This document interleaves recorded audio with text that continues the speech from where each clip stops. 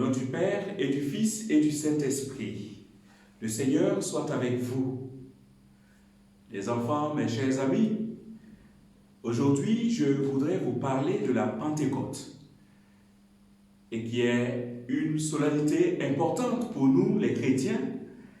Et pour comprendre la Pentecôte, il faut avoir à l'esprit tout ce qui s'est passé pendant la Pâque du Seigneur Jésus, où le Christ a été cloué sur la croix, il est mort, mais il est ressuscité.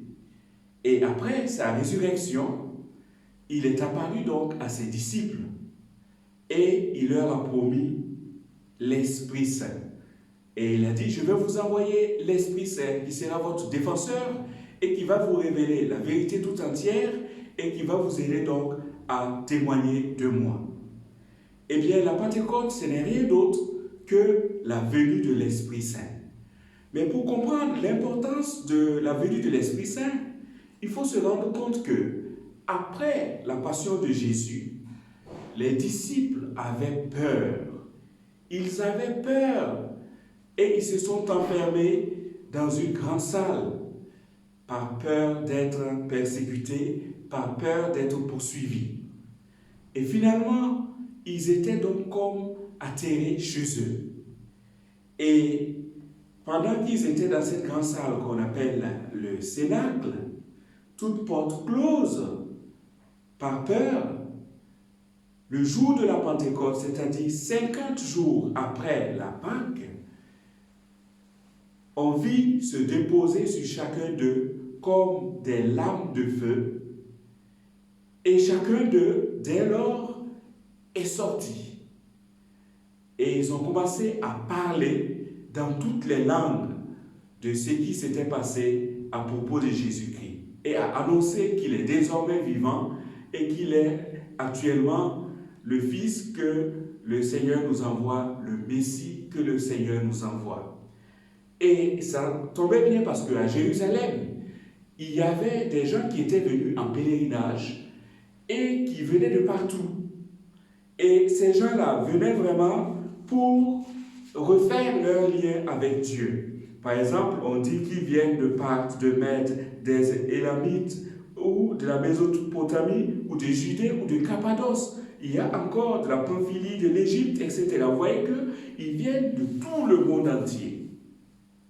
Et quand les apôtres ont reçu, les disciples ont reçu le Saint-Esprit, ils sont sortis, ils ont vaincu leur peur et ils ont commencé à annoncer l'événement Jésus-Christ à tous ces gens qui étaient là. Mais la chose surprenante, c'est que tous ces gens entendaient la parole de Dieu dans leur propre langue.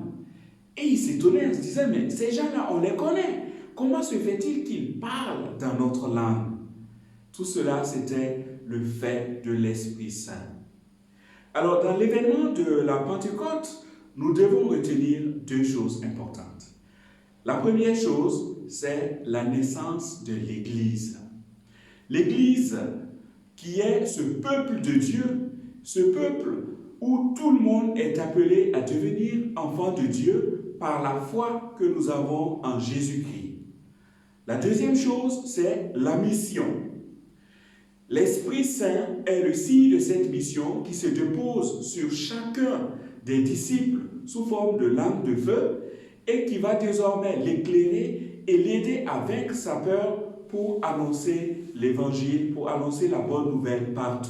Ainsi, pour accomplir la mission que Jésus a confiée à ses disciples en disant « Allez dans le monde entier, annoncez la bonne nouvelle aux hommes, baptisez-les au nom du Père et du Fils et du Saint-Esprit. » Alors, la Pentecôte, c'est l'événement, on peut dire, crucial de la naissance de l'Église et de l'accomplissement aussi de la mission de l'Église, qui est une mission d'évangélisation. Si nous comprenons ces deux éléments à propos de la Pentecôte, ça veut dire que nous avons saisi le mystère de la venue de l'Esprit Saint. C'est la raison pour laquelle, quand on regarde le prêtre qui s'habille ce jour-là, il porte du rouge. Et le rouge signifie ce feu de l'Esprit qui vient nous embraser, qui vient nous réchauffer, qui va nous donner du courage pour que nous puissions témoigner de notre foi, pour que nous puissions parler de Jésus-Christ aux autres, pour que nous puissions donc accomplir notre mission. À la Pentecôte, nous sommes Église, mais Église fondée pour une mission. Mes chers amis, si vous avez compris cela, vous avez tout compris de la Pentecôte. Alors, nous demandons au Seigneur de faire que chacun de vous, vous qui venez au catéchisme, vous qui vous préparez à les sacrements, que vous puissiez recevoir l'Esprit Saint et que cet Esprit vous transforme pour que vous soyez des missionnaires, pour que vous soyez des gens qui vont annoncer la bonne nouvelle autour de vous, par l'exemple de votre vie, par aussi la parole que vous leur transmettrez. Que Dieu vous donne ce courage-là. Amen.